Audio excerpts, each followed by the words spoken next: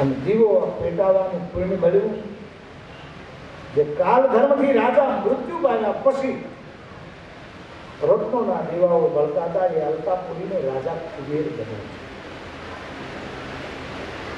આ કથા મારા તમારા માટે છે કે ચોરવા ગયેલી વ્યક્તિને શિવ નિવેદ પ્રાપ્ત થયું અને એની બુદ્ધિ ફરી.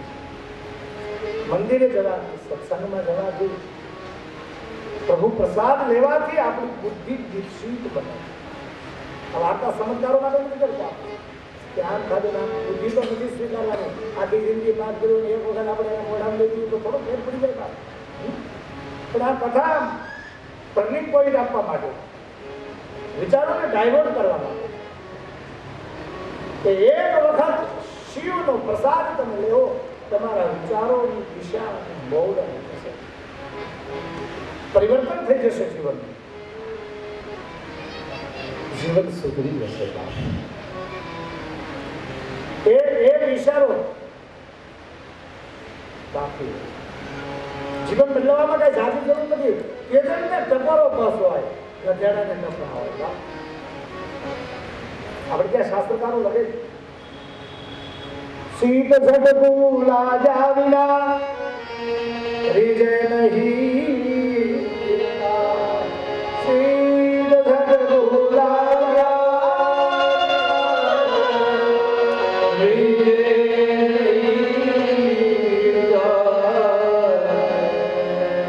નહીં, માથી ભમરું નરને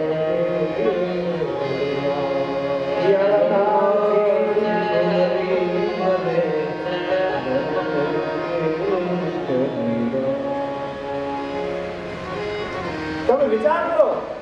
ભ્રમર છે, ભ્રમરી એ વિયર પકડે છે. વિયર પછી માટીનું ઘર બનાવે ને એની અંદર પૂરી 6 મહિના પાંખનો રણુકાર સંભળાવે, નામનો રણુકાર ગુંજે થઈ જાય. નાદ સાંભળે ને એટલે ઈયળ માંથી ભમરી બની જાય. ઈયળ ને પાંખું ફૂટે. બોલો, એટલે આપણને એમ થયું ઈયળ માંથી ભમરી બને તો માણસ માંથી દેવ ન બને. એક ઈયળ માંથી જો ભમરી બનતી હોય, સંગ ભમરી નો થાય એટલે એમ આપણને જીવનમાં સાધુ વધી જાય ને બાપ, તો આપણે સાધુ ન થઈ ગયું. આપણું જીવનમાં પરિવર્તન થાય. પણ બધી ઈયળ નથી લેતા હો. તમે જોજો, ઈયળ જે ભમરી ઈયળ ઉપાડે ને એ બધી ઈયળ ન ઉપાડે. તો આમાં દંશ મારે ને હામી ઓછી થાય ને, ઝાડ થાય ને એવી ઈયળ ન ઉપાડે. ઓટો વળી જાય ને એમ ન રહે. રાકા ભજે કઈ રાખ. બધા ન થાય, થાય બધાને પાંખું ન ફૂટે. એ તો હામું જે ઝાડ થાય એને જે સાધુ નો ગમે એવી તેજણ હોય. એમ જીવનમાં જેને કંઈક કરવું છે એને સાધુ વધી જાય ને બીજો સાધુ વધી જાય. કબીર સાહેબને કોને કીધેલું સંત એટલે પારસમણી છે. કબીર સાહેબે માથું જોડાયું, સાધુને પારસમણી ના કહેવાય. मतलब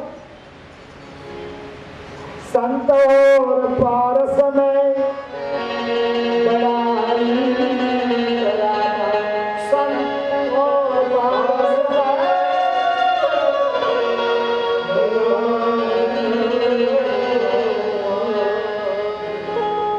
पारस लोहे को कंचन संत करे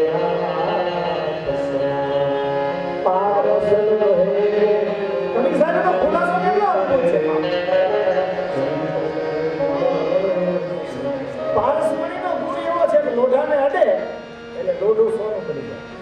પારસમણી. જ્યારે સાધુ ઈ છે કે સાધુ જેને અડે ને એને સાધુ બનાવી.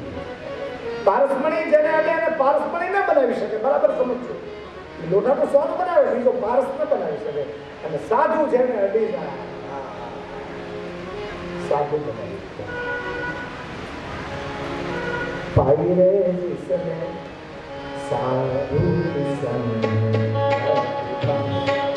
साधु संग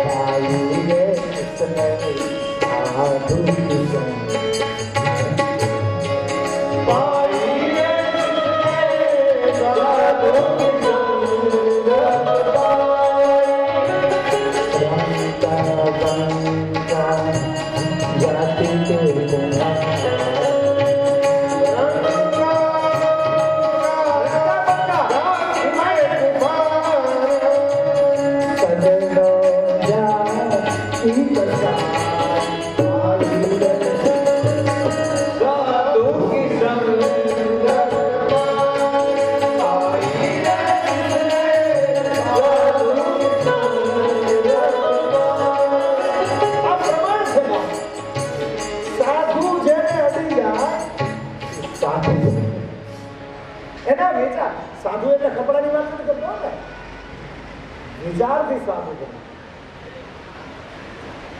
વિચારો ચેન્જ થઈ જાય. બીજાની લઈ લેવાની વૃત્તિ હોય એને બદલે આપી દેવાની વૃત્તિ થાય, સમજી લેજો એ સાધુ. બીજાનું દુઃખ જોઈને દ્રવીભૂત થાય, સમજી લેજો એ સાધુ. આ સાધુ માની વ્યાખ્યા.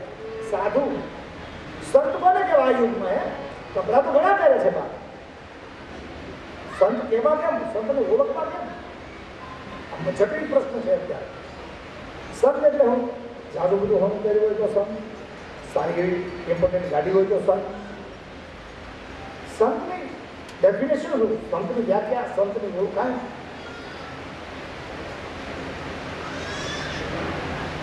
ઠાકોર પરમહંસને કોઈ પૂછેલું કે સાધુની વ્યાખ્યા શું?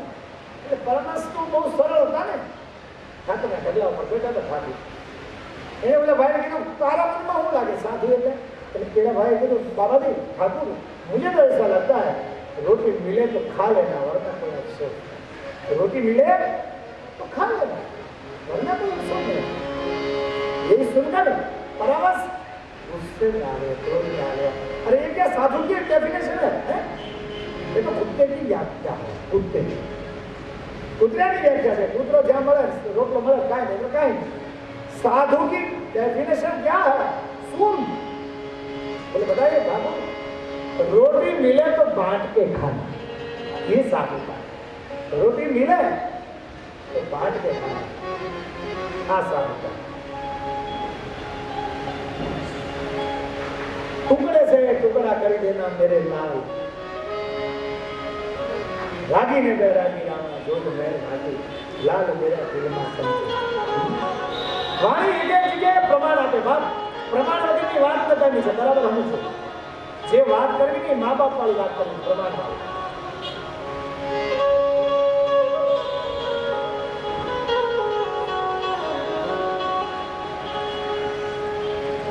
लाल मेरा दिल में समझो, जायू मैं तो जारी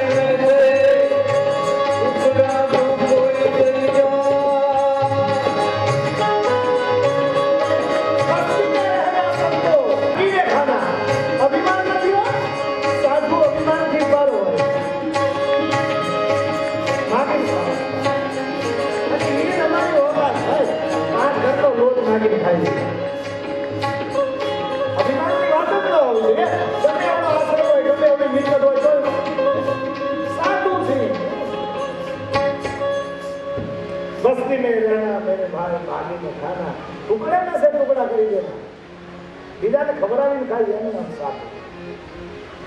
રણછોડદાસજી બાબુ રાજકોટમાં એને કોઈ પૂછે તો સાધુ की व्याख्या क्या, संत કોને કહેવાય? રણછોડદાસજી તો एकदम शॉर्ट सूत्रात्मक बोलता, सभी तंत्र को लावे हम बस उसी का नाम संत. सभी तंत्र लावे हम बस उसी का नाम संत. બધા પ્રશ્નનો અંત લાવી દે બસ ઉસી કા નામ સંત. સંત કોને કહેવાય? જેની નજીક જાઓ શાંતિનો અનુભવ થાય ને બાપ સમજી લેજો એ સમજ. કપડા કેવા છે એમાં જતા નહીં, રેહમાં હારા હારા અટવાઈ ગયા છે, હારા હારા અટવાઈ ગયા. સાધુતા એ વિચારધારા છે, સંતનો વિચાર. જો સાધુ શંકર ભગવાને જયારે એમ કીધું ને કે હરિવ્યાપક સર્વત્ર, બધા દેવતાઓને આપી માનસનો પ્રસંગ થયો. બધા દેવતાઓને ધરતી કાયનું રૂપ લઈને આવીને એમ કીધું ભગવાનને તમે અમારો વજન ઓછો થાય કરો. તો દેવતાઓએ કીધું ભગવાન ના જાય. ભગવાન ક્યાં છે? કોઈ કીધું સાગરમાં, કોઈ કીધું બ્રહ્મલોકમાં, કોઈ કીધું વૈકુંઠમાં, ક્ષીરસાગરમાં, અક્ષરધામમાં, બધા અલગ અલગ એડ્રેસ. એટલે એનો મિનિંગ એ થયો એને એડ્રેસની પાકી ખબર તો નથી. બધા બોલી દીધા. શંકર ભગવાન શું બધા? ત્યારે બ્રહ્માએ કીધું શિવજી તમે બોલો ને ભગવાન ક્યાં છે? ત્યારે શિવ બોલ્યા હરિવ્યાપક સર્વત્ર સમાન પ્રેમથી પ્રગટ હોય હિમે જાન. પરમાત્મા બધે છે, પ્રેમથી પ્રગટ. પુકાર કરો. આ પ્રાર્થના શબ્દ શેમાંથી આવ્યો ખબર? પ્રાર્થના પુકાર શબ્દ છે. પુકાર આપણે ત્યાં ભજનવાણીમાં કહેવાય ને આરાધ કરો. આરાધ એ દ્રઢ શબ્દ છે. એનું મૂળ નામ શું છે? આર્તનાદ. भीतर से नाद निकलना, आर्तनाद. आंख में से आंसू और हरि को याद करना, बस किसी का नाम है आर्तनाद. स्तुति એનું નામ છે બાપ. સ્તુતિ જ્યાં તાલની ખબર નથી, જ્યાં લયની ખબર નથી, જ્યાં સુર ને સ્વરની ખબર નથી, આંખમાંથી આહુડા આવે ને સમજી લેજો તમારી સ્તુતિ છે. એ ભજન, એ સ્તુતિ, એ સ્મરણ.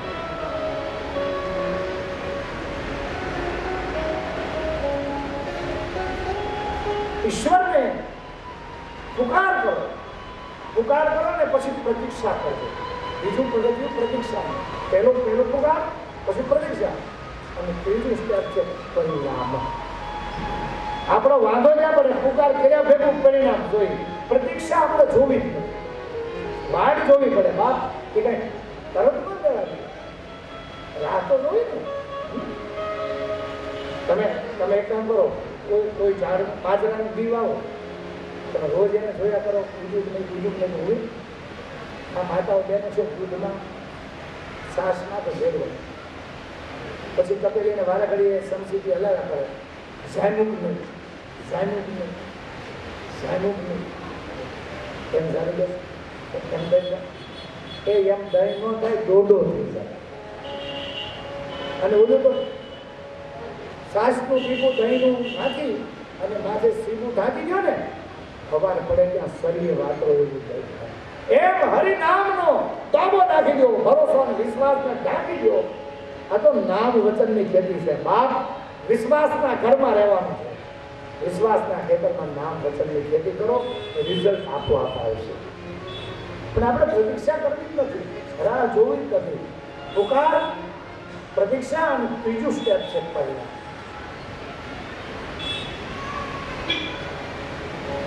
સંત એને કહેવાય બાપ. અને સંત એટલું બધું ઈઝી નથી કે તમે હાલતા ચાલતા મળી જાય એવું કહે છે ને. કેટલા જન્મના પુણ્ય ત્યારે સંત મળે. સુગંધાથી લગે તાત મિલાય પુનિ માત મિલાય સુખ ભાત મિલાય સુગંધાજી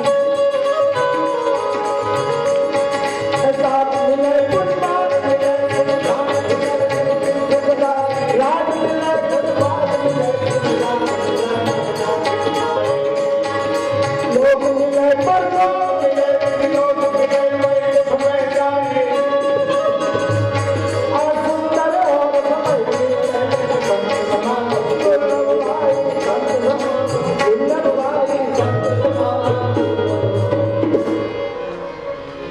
बिनु हरि कृपा मिला